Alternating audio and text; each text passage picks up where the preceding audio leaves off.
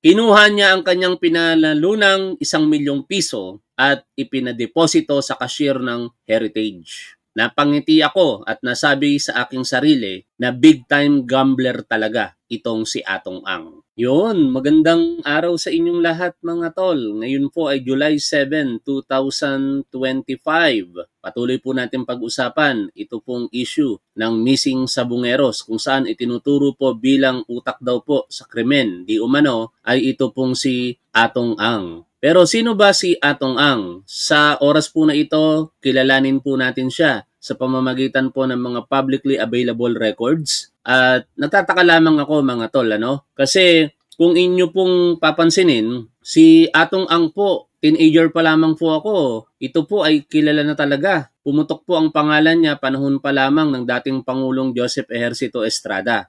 Pero ang nakakapagtaka, bakit wala siyang records sa Wikipedia? Bakit hindi po siya naisulat ng Wikipedia?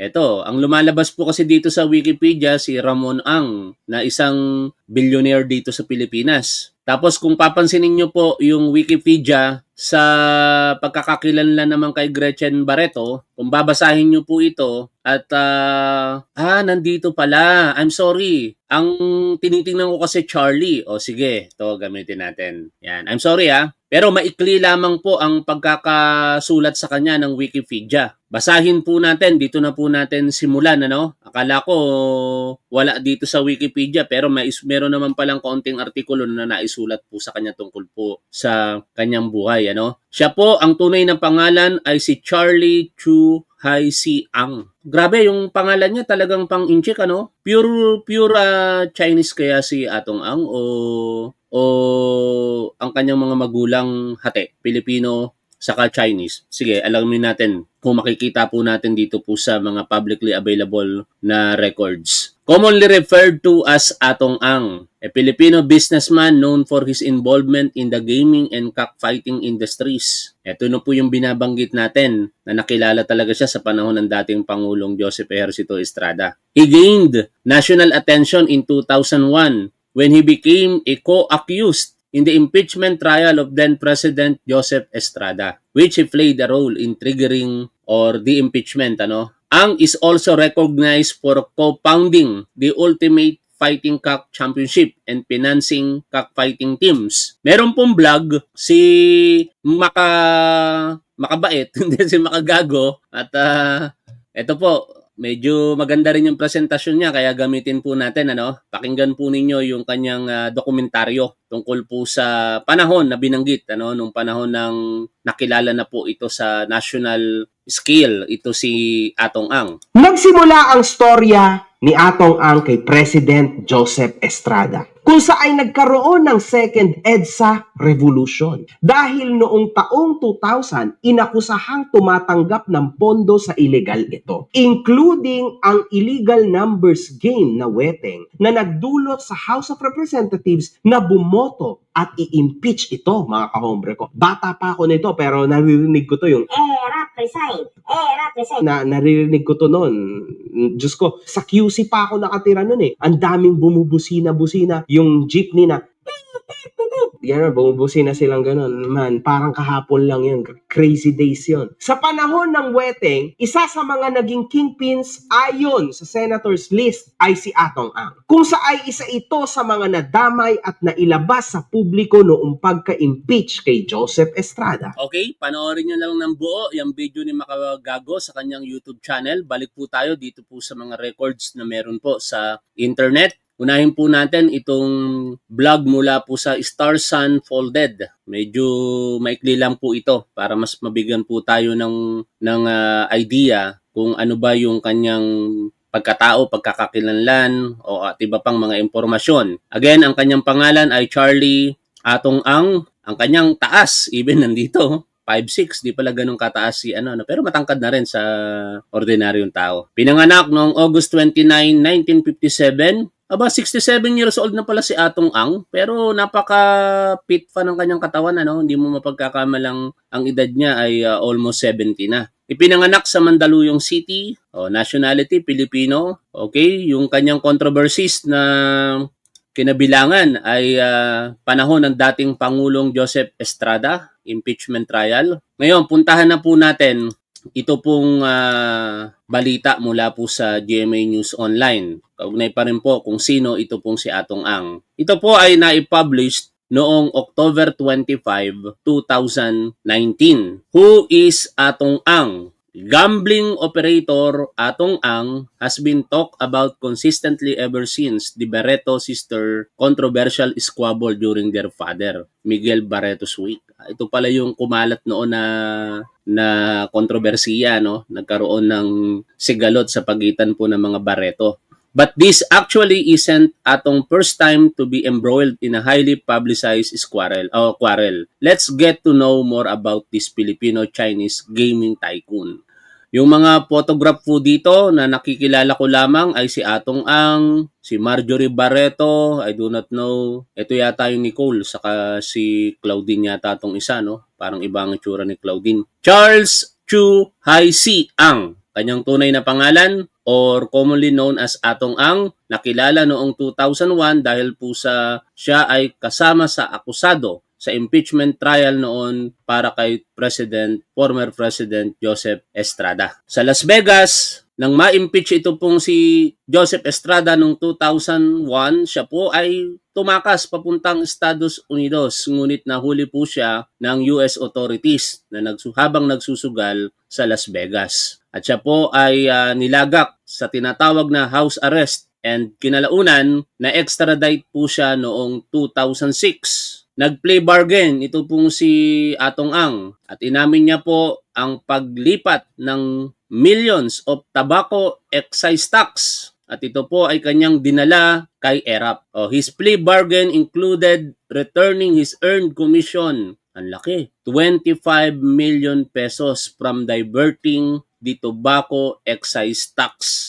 In 2009, natapos na po yung kanyang probation as declared by the Sandigan Bayan Special Division. Ngayon, nanonood po ako ng vlog ni Undersecretary Claire Castro kagabi. Sa taong 2009, meron po siyang shinare na artikulo na sinulat po ni Tony Calvento. Ito po ay may petsang August 24, 2009 at may titulong Ang Tapang ni Atong Ang. Babasahin lamang po natin and hindi po tayo mag-further comments dito.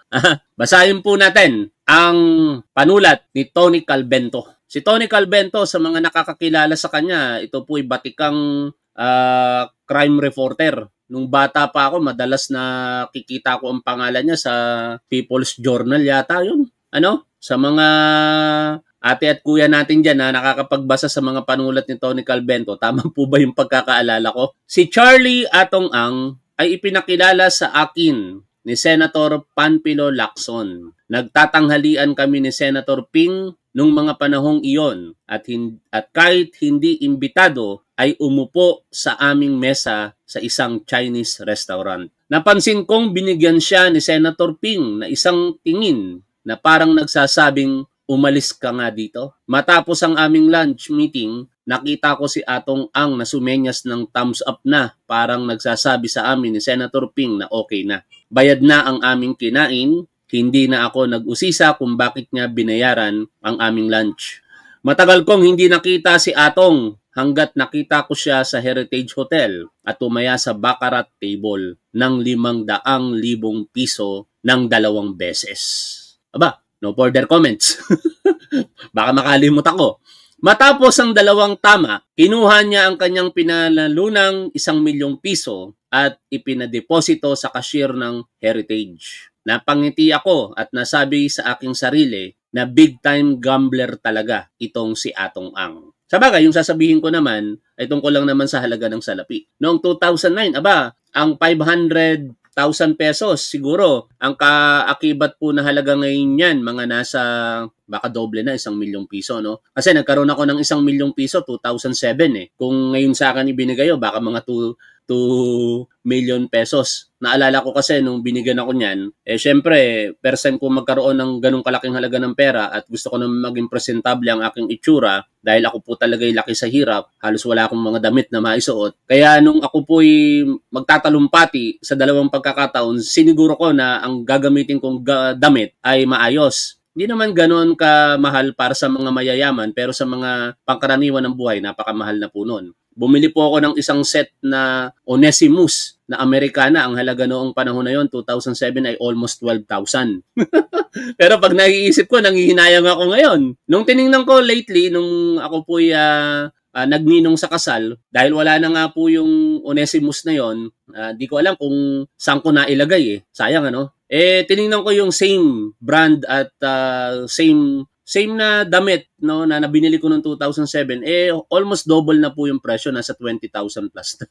Sabi ko, di ko na to kaya. Bumili na lang ako ng halagang 53,000. Kaya yun lamang, naikumpara ko lamang yung halaga, no? At ang 500,000 piso noong mga panahong iyon, napakalaking halaga po noon. Tuloy po natin ang ating binabasa. Baka magkalimutan po tayo, mga tol. Like po tayo. Hindi talaga sanay sa ganitong oras ang ating mga manonood na nagla-live ng mga si Top 1. Dapat siguro, nagla-live ako lagi bago magtanghali para marami-rami tayo. Pero mag-like po kayo. Kasi sigurado, sa mga manonood ng replay, nagla-like din sila. Salamat po sa mga nanonood ng replay, ha? Okay, tuloy po tayo. Unang umugong ang pangalan ni Atong nang ito'y masangkot sa isang tutukan ng baril. Ay, ganun. Teka, siya lang yata ang nanutok at mailathala ng ang kanyang larawan sa front page ng isang broadsheet kasama ang ilang bodyguards na miyembro ng Presidential Anti-Organized Crime Commission or PACC na hawak ang kanyang baril at kinokompronta ang isang kongresista na kanyang sinampal sa isang sabungan.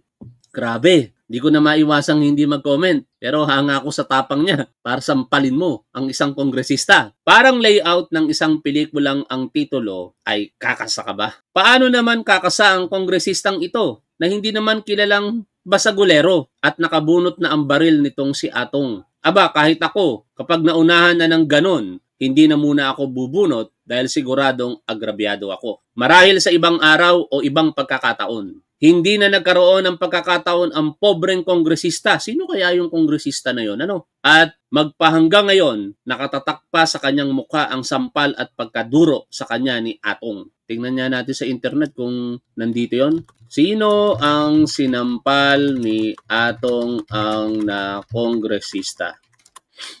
Tingnan natin. Okay? Walang nakalagay dito sa internet eh. Sensya na. Hindi natin makita. Bakit kaya hindi na balita yon? Kongresista sinampal tapos hindi na balita o baka hindi lang nakalagay na sa internet. Pero imposible, no? Kasi kahit mga taong 1980s na isusulat pa, basta naisulat nakalagay na rito sa internet . Okay? Manduduro ba si Atong? Ano yung manduduro? Ano yung Tagalog na yon, mga tol? Manduduro, ganun ba yon? Ito ang tanong ko sa aking sarili. Minsan nagkausap kami niyan at sinabi niya naggalit siya kay Senior Superintendent Michael Ray Aquino na hinahunting niya ito. Parang itong Michael Ray Aquino, testigo ito sa hindi ko maalalang sitwasyon no? Michael Ray Aquino. Intelligence officer si Michael Ray Aquino. Pinalaya dahil sa di sapat. Okay, ano ba yung mga... Anyway, kung sino man siya, basta taong gobyerno siya. Uniformadong hanay ng ating gobyerno. At parang merong kinasakuntang kontrobersiya o krimen ito Hindi ko lang maalala. Sa Kuratong Baleleng? Ganun ba? Kasi ang alam ko sa Kuratong Baleleng, ang pinakapinuno doon sa operasyon si Senator Pampilo Lacson Pero tapos na yung kanilang kinaharap na kaso at na-dismiss po yung isinampang kaso laban po sa kanila. Pero kung ganun man, salamat po sa impormasyon. Okay? Tuloy po tayo sa ating binabasa. Nagkita kaming muli ni Senator Ping at nabanggit ko ng pahapyaw na galit si Atong. Natawa ang senador at sinabing hindi uubra kay Ninoy yan. Magaling magsalita yang si Atong at magpaikot ng tao. Hindi ba't pati sa inner circle of friends ng presidente nakapasok ito? Naalala pa ba ninyo na nakitang kasama niyang naglalaro sa Heritage Hotel sa baccarat table ni dating President Joseph Estrada at Senator Jinggoy. Isang puslit na kuha mula sa isang closed-circuit television na inilabas ng isang CCTV operator ng PAGCOR na si Edgardo Bentain nung kapanahunan ni Chair Alice Reyes noong 1998. Si Bentain ay dinukot at magpahanggang ngayon ay hindi na nakita. Grabe, maski ang kanyang mga labi. Marami ang nagsasabing patay na ito. Ang kapatid at kamag-anak nitong si Bentain ay lumapit sa akin para humingi ng tulong, subalit hindi na talaga makita ito. Kasamang nakasuhan si Atong sa Sandigan Bayan ng kasong plunder, sina Joseph at Jinggoy Estrada at ang abogadong si Edward Serapio dahil sa kickback mula sa 130 million tobacco excise tax na ibinulgar ni Luis Chavit Singson. Tumakas ng bansa itong si Atong noong araw ng maalis si Estrada sa Malacanang noong January 20, 2001. Lumipad ito paalis ng bansa sakay ng isang Cathay Pacific Airways at nagpunta sa Hong Kong. Matapos ay tumuloy ito ng Estados Unidos sa Las Vegas, Nevada. Naghain ng request for extradition ang Pilipinas at nahuli si Atong noong November 25, 2001. Naglagak ito ng $300,000 bail. Grabe, no? Laking halaga nun. At inilagay under house arrest itong si Ang. Bago lumisan ng bansa itong si Atong ay isang consultant umano ng Philippine Gaming and Amusement Corporation or PAGCOR sa larong Bingo 2 Ball kung saan tumatanggap umano siya ng 500,000 pesos araw-araw sa ilalim ng kanyang kumpanyang Power Management Corporation. Di pa kasali doon ang mga bonus ng nakuha niya mula sa PAGCOR. 500,000 araw-araw. Ang lupet. Pinapangarap natin lahat yun na maging sahod. Si Atong ay ipinabalik ng Pilipinas sa isang kautusan na pinirmahan ni Judge Lawrence Liabit ng U.S. District Court sa Nevada noong September 18, 2006 na extradite itong si Atong pabalik ng Pilipinas. November 10, 2006, dumating si Atong sa Pilipinas kasama sina NBI Director for Regional Operation Services Reynaldo Esmeralda at NBI Interpol Division Chief na si Claro De Castro, lula ng Philippine Airlines Business Class pa. Mahigit sa 40 ahente ng NBI sa pamumuno ni Attorney Ruel Lasala ang sumalubong sa kanya upang protektahan mga naka-bulletproof vest na parabang lalaban sa gyera. Daig pa sina Cesar Mancao at Glenn Dumlao. Standard operating procedure naman yan mga tol. Yung mga ganyang bagay, hindi na po yan dapat pinapansin pa. Kasi pagka may mangyari doon sa suspect or accused, di lalong nagkabulilya-bulilya sa gobyerno. Parang kay Arnolfo Teves, di ba? Nung si Arnie Teves ay sinundo po ng NBI. Kita nyo naman yung suot ng mga NBI. Ganun po talaga yon, SOP po yon. Okay? Dito na nagsimulang mapalapit si Atong sa mga taga-NBI. Sa halip na inilagay sa Quezon City Jail, dahil malapit ang Sandigan Bayan, sa NBI compound inilagay itong si Atong. Sino may kasalanan? No? Kasi sa pagkakaalam natin, korte po ang magde-decide para kung saan ilalagak ang isang akusado. Parang kay Teves, di ba? Initially, sa NBI po siya nilagay, pero nagkaroon po ng kautusan ang Manila Regional Trial Court na siya po ay i-commit sa Manila City Jail. Dito, binalanse lang natin yung reaction natin, ano? Kasi mukhang merong insinuation na sinasabi dito itong si Tony Calvento. Pero korte po ang nagde-decide kung saan po i-commit ang isa pong akusado. Naririnig niyo po ba yung kolektor ng basura? Pasensya na kung medyo maingay po si Congressman Patrick Antonio pala. Yung tinutukoy na sinampal. Sorry po, kasi hindi po talaga pumasok sa memorya ko yan. Pero ngayon parang naalala ko na. Kasi si Patrick Antonio, sa aking pagkakaalam, sabungero din po ito. May pangalan po ito sa ward po ng sabungan no? Pero alam ko magkaibigan sila, nag-away pala sila noon. Balik po tayo dito po sa ating binabasa. Sana hindi po maingay yung kolektor ng basura. Sa galing nito magsalita, kahit si Rang Relo ng Manila City Hall, kaya nitong ibenta. Natatawa ako sa pagkukwento ni Tony Calvento. Kaya naman napabilib niya pati si former DOJ Secretary Raul Gonzales na maaari siyang makapagbigay linaw sa mga kasong tulad ng pagkawala ni Bentain at mahalagang impormasyon sa Kuratong Baleleng case na hanggang ngayon ay nakabinbin pa rin sa Korte Suprema. 2009 po ito sinulat, pero yung Kuratong Baleleng case ay tapos na po yan. Kuratong Baleleng, yan. O, ito po, Kuratong Baleleng.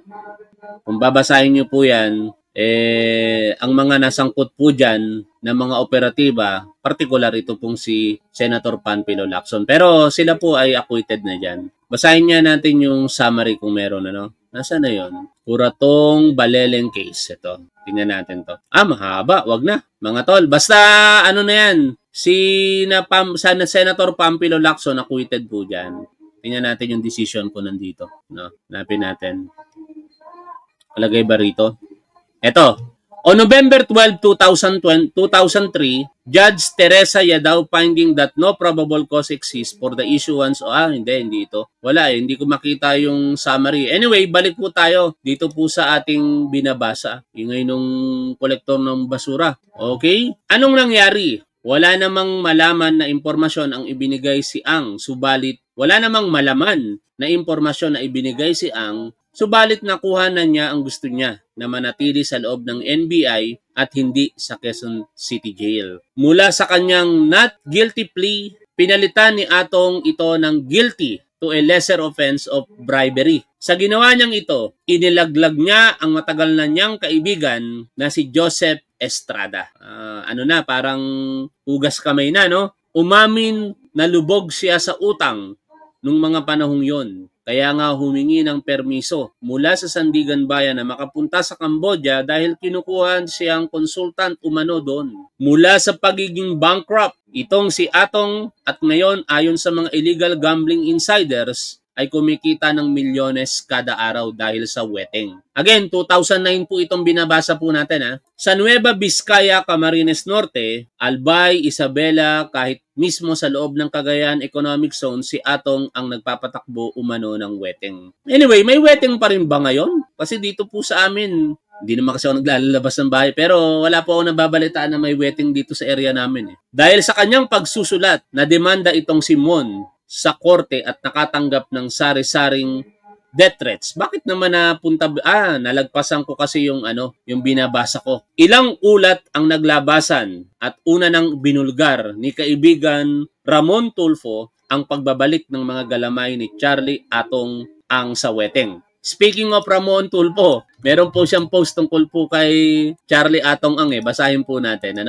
Ito po yung post ni Ramon Tulfo. Sabi niya puro dito, may pamahiin si Atong Ang. Kapag may namamatay, siyang kaibigan o kamag-anak ay dumadalo si Atong ng lamay. Pagdating ni Atong sa lamay, ay pinupuntahan niya agad ang kabaong at taimtim na nagdarasal. Sana lahat ng kamalasan ko ay sumama na sa iyo, ang sinasabi niya sa patay. Totoo kaya yun?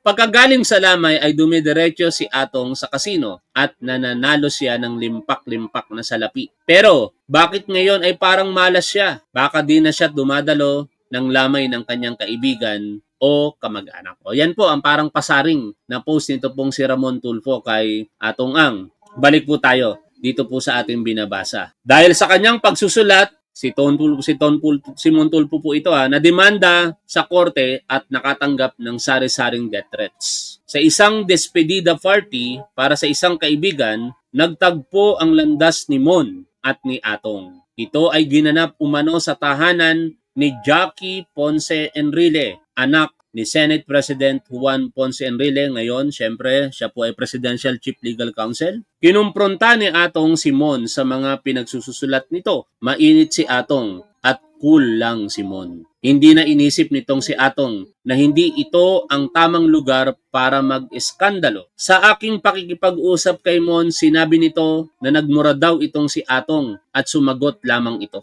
Nilusob daw ni Atong si Mon at sinubukan suntukin hindi tumama ang suntok nitong si Atong at inawat ng mga ibang bisita. Ay, hindi siya katulad ni Raymart Santiago, no? Si Raymart Santiago, kawawa naman din yung matanda, gulpe. Senior citizen na si Mon Tulfo eh. Hindi naman sa kinakampihan ko siya, pero 'di ba pagka senior citizen ka tapos ikaw yung nakababa, senior citizen yung tao tapos ikaw yung nakakabata, medyo pasensyahan mo na. Gulpi talaga aabutin ng tao kapag halimbawa ako, 45 years old ako o mas bata pa sa akin tapos makipagsuntukan ako sa isang senior citizen, di bugbog yung senior citizen. Okay, tuloy tayo sa atin pong binabasa. Tapang pala nitong si Atong. I'm sorry. Nalalagpasan ko na naman yung aking binabasa.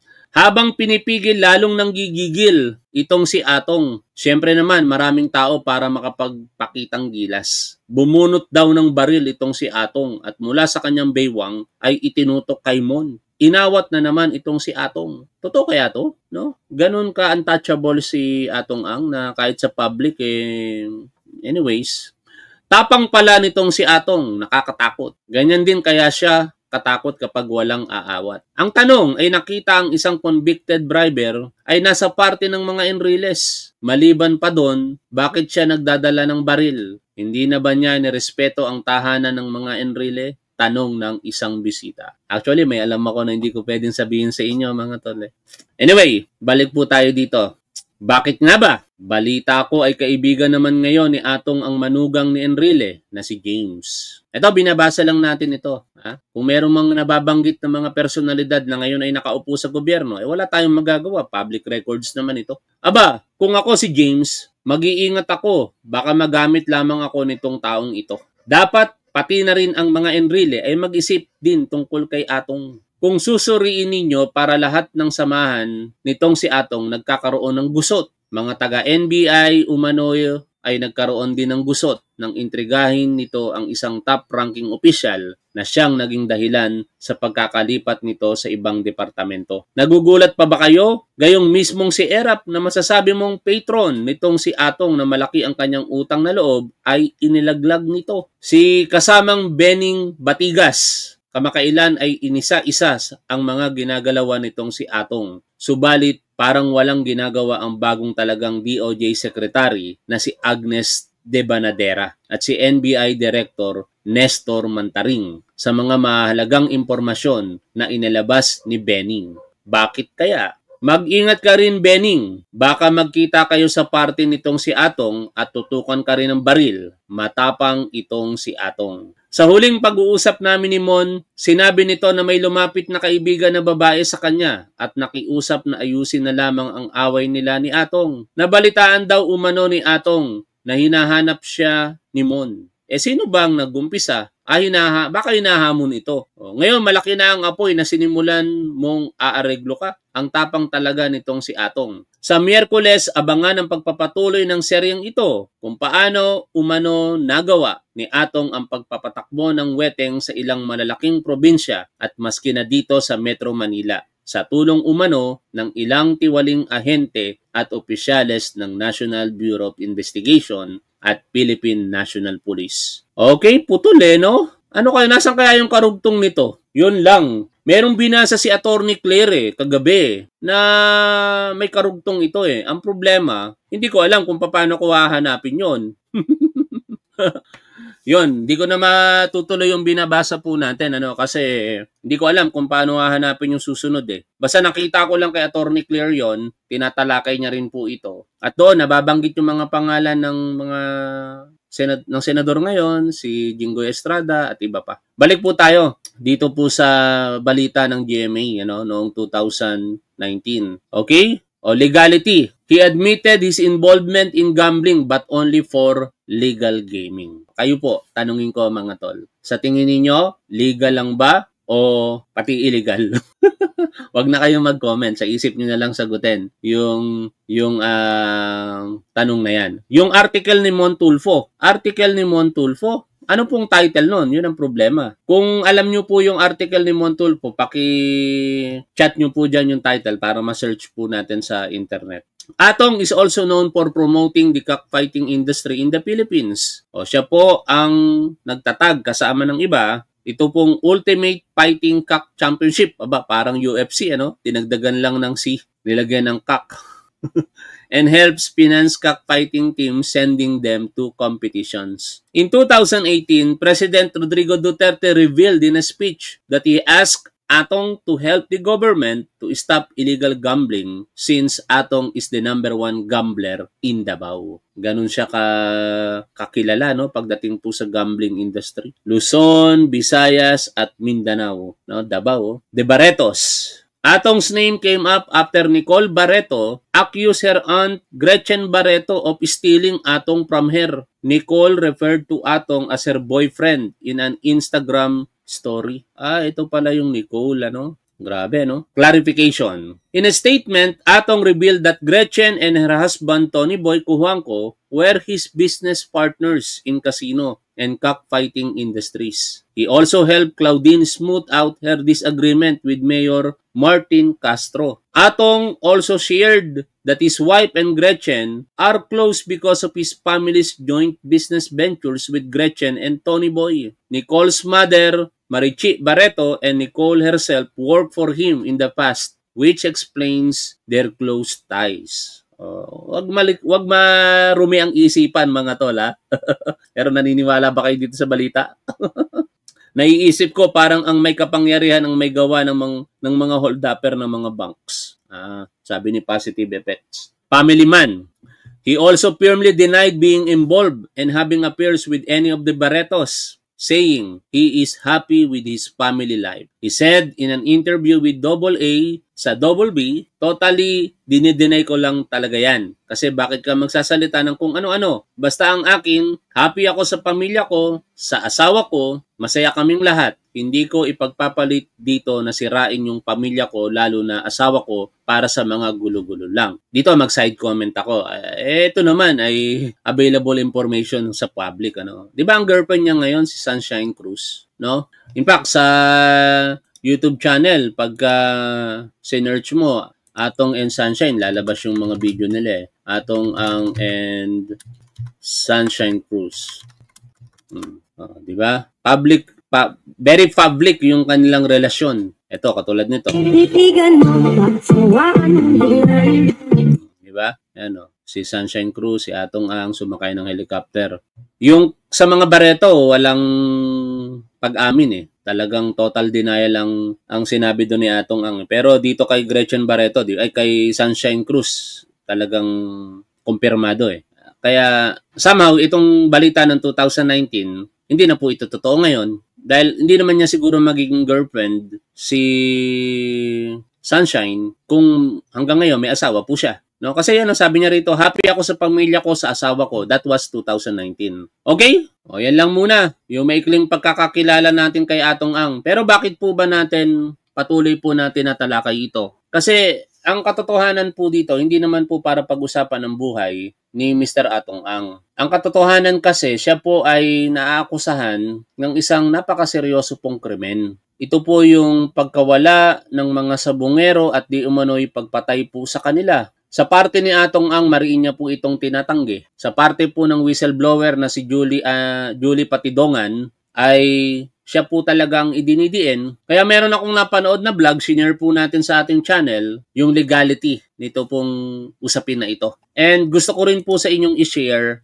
muli ang vlog nito pong si Fiscal EJ. Kasi dito mga tol, kahit si Atong Ang ay naaakusahan sa kasalukuyan, sa paningin po ng batas, siya po ay mananatiling inosente hanggat ito po ay hindi napapatunayan. Ganon din naman si Sara Duterte. Ganon din naman si Rodrigo Duterte. At iba pang mga akusado, no? Sila po ay mananatiling inosente hanggat hindi po napapatunayan ang kanilang kasalanan sa hukuman. Unfortunately, sa isang hindi legal na kaparaanan, meron tayong tinatawag na Court of Public Opinion. At ito po yung ginagawa natin. Mga kapwa ko vlogger, ang mainstream media na nagbabalita, at kayo po ng mga manonood na nagbibigay po ng inyong opinion sa loobin tungkol po sa mga pangyayari sa ating bansa. Sa pagkakataong ito, ang hangad natin dito, umusad po ang trial, no? Maisampa ang nararapat na kaso kung talagang may kasalanan sa paningin ng ating gobyerno sa pamamagitan ng mga ebidensya,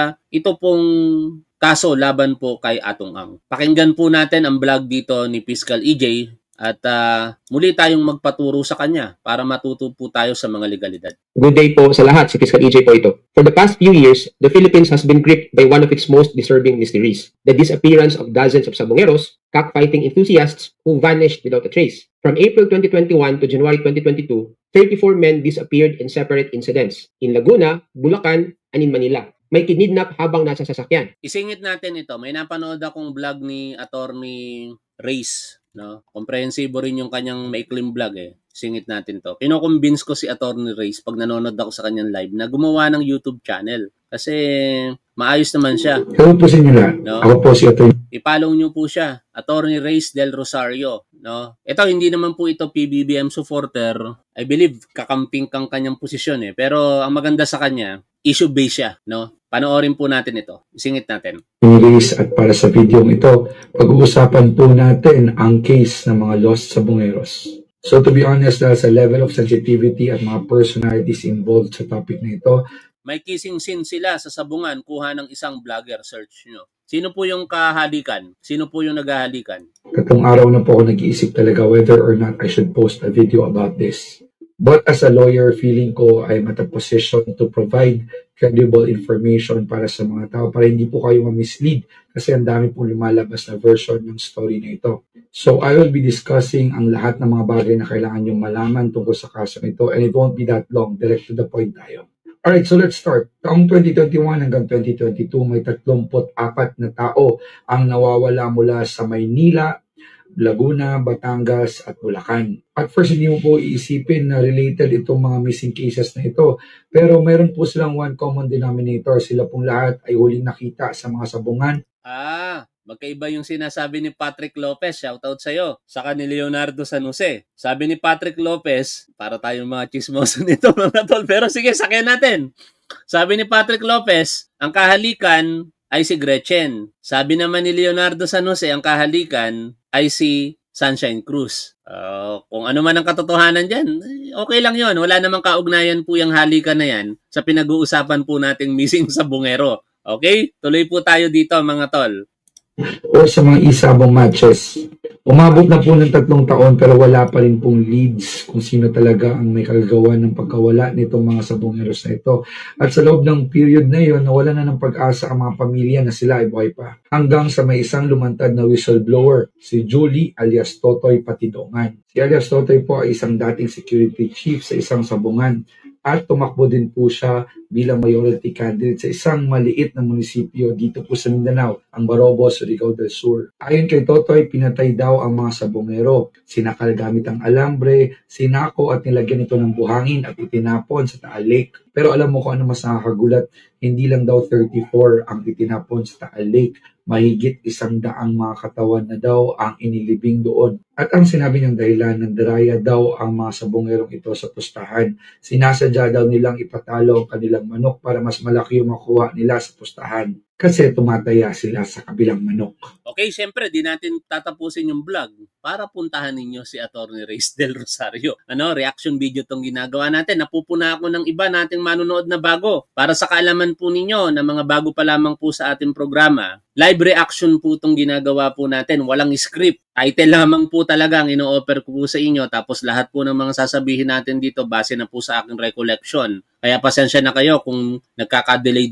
minsan yung pag-alala ko dahil nga hindi naka-prepare. And sa mga nagsasabi din po na pinuputol-putol mo yung panonood ko sa video, live reaction po, no? Kasi hindi po maganda para po sa isang content creator na ipe-play mo lamang ang video po ng iba. Para po kasi yon pagnanakaw. Maliban kung ikaw po ay nagpaalam. Sa parte ko, ang channel ko po ay naka-Creative Commons. Ibig sabihin, kahit hindi ka po magpaalam sa akin, pwede mong gamitin lahat ng mga video ko, i-play mo as long as you want, pwede. Pero sa iba, naka-standard license po ng YouTube, pagka ginawa mo yon ng walang pahintulot at hindi ka nag-observe ng tinatawag na fair use dito sa YouTube, mababiolate mo ang community guidelines at pwede ka pang i-hit or i-strike ng pinagkunan mo ng video. Sana maunawaan po ng ilang manonood po natin yon. Ganito lang naman po kasimple yan. Kung kayo po'y naaantala sa panonood ng mga video na sineshare po natin dito, huwag po ninyong panoorin sa channel ko. Panoorin nyo po direkta doon po sa YouTube channel kung saan naka-upload yung particular po na video. Balik po tayo dito kay Attorney or Fiscal EJ. Kay Fiscal EJ, most of the time, tinatapos ko po ang video. Alam niya din po na ginagamit ko ang kanyang video, sineshare ko every now and then. Kasi alam niyo po si Fiscal EJ, sa aking paniniwala, hindi niya po pinagkakakitaan ito pong YouTube. Hindi po, kung monetize man itong channel niya, tingin ko parang hindi no? Correct na lang ako ni Fiscal EJ kung monetize ng channel niya. Pero once nanonood ako sa kanyang YouTube channel, wala pong dollar sign. Wala pong senyales na siya po ay monetized channel. Kaya para sa akin, tingin ko, this is his passion. Ginagawa niya po ito to educate talaga ng ating mga kababayang Pilipino. And para mas mapalawak po yung kanyang sineshare na ideas, legally, ginagawa na rin po nating reaksyonan yung kanyang mga video and most of the time natatapos po talaga natin. Ito po yung ilan sa mga channel na talagang tinatapos ko ang video kasi hanga po ako sa kanyang pag-deliver ng mga kaalaman at talagang natututo po tayo. At dito, babalik po tayo sa usapin ng missing sabongero. Legal na aspeto ang idinidiscuss dito ni Attorney or Fiscal EJ. At sa huli, again, ipapaalala ko lamang po sa inyo, bagamat nalalagay sa kontrobersiya itong si Atong Ang, pero wag din po natin siya husgahan na para talagang convicted na sa harapan po ng hukuman. Sa Court of Public Opinion, hindi po mawawala yun no? Ang pinupunto lamang po dito ni Fiscal EJ, meron pong korte na huhusga kay Sara Duterte, kay Rodrigo Duterte, kay Harry Roque, kay Gerald Bantag, kay Arnie Tevez, at ngayon possibly kay Atong Ang. Tuloy po tayo rito. Others vanished from cockfighting arenas. Some never made it home. Families waited for answers. Pero matagal na walang malinaw na lead. Until recently, when alias Totoy, also known as Julie Patindogan, came forward with explosive allegations. According to Totoy, more than 100 individuals, not just 34, were abducted, killed, and dumped into Taal Lake. Sabi niya, the victims were softly killed, meaning strangled with tie wire, tied to sandbags, then thrown into the lake. Totoy named several... Grabe, no? Tinatalian ng alambre. Tagalog ba nung tie wire? Tayo sa alambre, no? Tapos ilalagay sa sako, lalagyan ng buhangin, itatapon sa Taal Lake. Ang lupit. Kakaiba yung diskarte. Talagang aalisin ang ebidensya. Kaso lang, alam nyo po yung famous quotes ni Edmund Locard. Naalala ko lang, share ko lang po sa inyo. In every crime,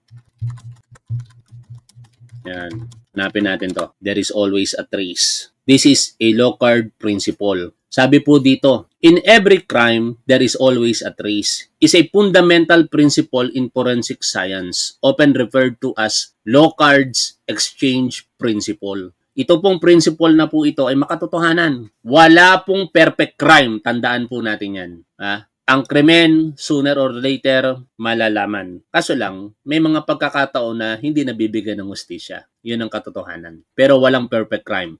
Balik po tayo dito. Several alleged masterminds, including a known e-sabong operator and a female celebrity. He claims... Sabi ni MC Reyes, kasya ba ang tao sa sako tapos may buhangin pa? MC Reyes, actually kasya. No? Personal knowledge po yan mula po sa akin. Kasi syempre dati po akong pulis, may mga insidente na nakakapag-respond kami sa mga ganitong sitwasyon, tinatapon, kasya nga sa garbage bag Pwede yon. Tapos lalo sa pagpapatotoo nitong si alias Totoy, possible possible. Hindi ko sinasabing makatotohanan, pero maaring may katotohanan, maaring hindi.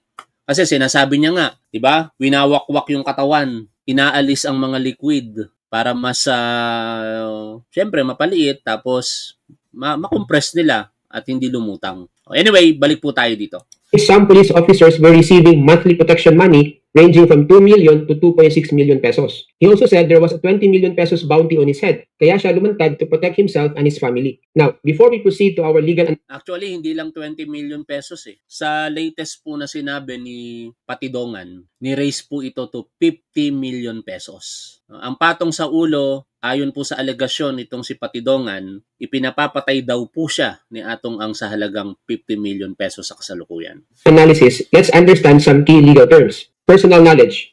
In the law of evidence, ang personal knowledge po ay nangangahulugang ang isang witness ay nagtestify base sa mga bagay na direkta niyang nakita, narinig o naranasan. O yan. Personal knowledge, meron kaya si Patidongan? Diba sa pagpapaliwanag dito nitong si Fiscal EJ, tatlo no? Pero ang pinaka-common yan, 5 senses, no? Narinig mo, nakita mo, naamoy mo, naramdaman mo, at ano pa ba? Basta 5 senses po yon. Pero dito, binanggit ni Fiscal EJ, nakita mo, naranasan mo, saka ano pa ba isa? Balikan nga natin. Ulitin natin. Narinig. Kita, narinig o naranasan. Yan. Meron bang ganun si alias Totoy, mga tol? I-analyze natin ang bahagya. Base po sa kanyang testimonya, particular yung interview po sa kanya ni Ted Pailon. Nakita, video lamang po yung sinasabi niyang nakita sa pagpatay di umano sa mga sabungero. Pero siya mismo kasi yung kumukuha doon sa mandaraya sa loob ng sabungan at dinadala sa cock house. Tapos mula sa cock house, kinukuha ng mga pulis. Di ibig sabihin, meron siyang personal na kaalaman, partikular sa pagdukot. Pero sa pagpatay, mukhang wala. Kasi hearsay yun video lang yun Diba? Nasusunod pong ipapaliwanag sa atin dito ni Fiscal EJ. Halimbawa, nakita ko silang kinuha si Juan. Iyan ang personal knowledge. Pero kung narinig ko lang sabi ng iba na kinuha si Juan, iyon ay hearsay. Now, punta naman tayo sa hearsay. Hearsay ay second-hand information. Kwento na hindi galing sa sariling perception ng testigo. Generally, ang hearsay ay hindi tatanggapin sa korte dahil hindi makokross-examine ang original source ng impormasyon. Okay? Ang punto, personal knowledge at hearsay. Definitely may personal knowledge itong si Patidongan, partikular sa pag-kidnap doon sa tao. Pero sa pagpatay, ang nakikita ko po dito hearsay. Ngayon, ang tanong, pagka hearsay po ba hindi nakatanggap-tanggap bilang ebidensya? Ipapaliwanag sa atin ni Fiscal EJ na pwede. Pero as a general rule, hearsay is not admissible. Pero merong exceptions. At ano po ang mga yon? Tuloy po natin ang pakikinig dito. Then we also have principal by direct participation. Ayon sa Article 17 ng Revised Penal Code, ang principals by direct participation ay yung mga taong direktang gumawa ng krimen. Sa madaling salita, sila ang aktual na dumukot o pumatay sa mga biktima. And we have principal by inducement. Ang principal by inducement naman ay ang taong nag-utos o nag-impluwensya para gawin ang krimen. Para masabing principal by inducement ang isang tao, kailangan may pruweba na, una, the inducement was direct at malakas ang impluwensya niya sa taong kanyang inutusan. At pangalawa, iyon ang naging determining cause ng krimen. Ibig sabihin, kung hindi siya nag-utos, hindi sana mangyayari ang krimen. Now, sa kasong ito, Totoy claims na may mga taong nagbigay ng direktang utos na dukutin at patayin ang mga nasabing biktima. Okay, bago natin balikan yan, may napansin ako sa isang komento. Sabi ni Michael Alawag, puntuhan natin yung kanyang komento. Mas mabigat ang kay Totoy, top 1, dahil mismo si Totoy ang nag-turnover sa mga pulis. Check. Apat na check yan, Tol Michael Alawag. I agree kung kidnapping po ang pag-uusapan. At wala pong direktang ebidensya maliban sa testimonya ni Totoy na ini-implicate niya ito pong si Atong Ang. Kaya nga dito po sa video nire-reactionan po natin, pinapaliwanag po dyan ni Fiscal EJ yung mga possibilities. At kung ang pagbabasihan natin, Tol Michael, yung kinakaharap na kaso nitong si Dondon or Patidongan kasama ng 5 pang mga security personnel, sila talaga yung primary accused. Kaya nga ang isang punto dito, inililigtas lang mang ba ni alias Totoy ang kanyang sarili? O meron talagang tao na nasa likod niya, kaya niya ginawa po ang kidnapping? Kasi hindi mo pwedeng sabihin na hindi mo ginawa ang kidnapping kahit hindi ikaw yung nag-alis mula sa sabungan papunta sa ibang lugar. Still, meron kang participation na itinuturo sa atin ngayon ni Fiscal EJ. Principal. Pag sinabi pong principal, ito po yung merong kasalanan sa lahat sa mga nakagawa po ng paglabag sa batas. Kasi 3 level po yan Principal, ikatlo yung accessories. Nakalimutan ko bigla yung ikalawa, no? Hindi ko maalala bigla yung ikalawa. Naglalapse ang memory ko. Anong senyalis ito? Revised Penal Code, Article 18. Sa Article 18 po yun eh. Puntahan natin. Ang Article 18 ay nakalagay po dito accomplices. Yan, I'm sorry na wala po sa isip ko no. Pero yung accomplices, binanggit po yan sa